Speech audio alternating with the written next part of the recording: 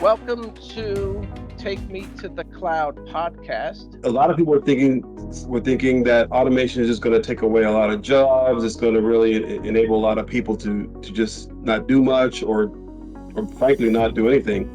Well, what it's done, and from our experience, it's created a different culture in companies. The morale is different.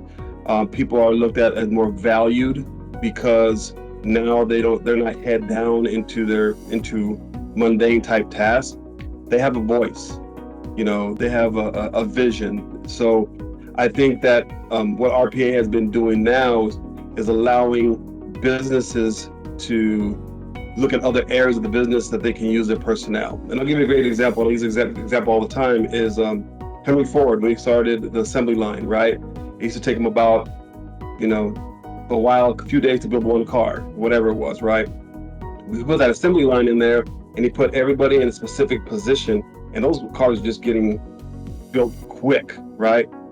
That's the same thing here. You're creating more jobs. And what we're seeing with our with companies that we're doing now is that it's creating more jobs, creating out more opportunities, because now they can put their investment into areas that they know they're going to bring value to the company, revenue to the company.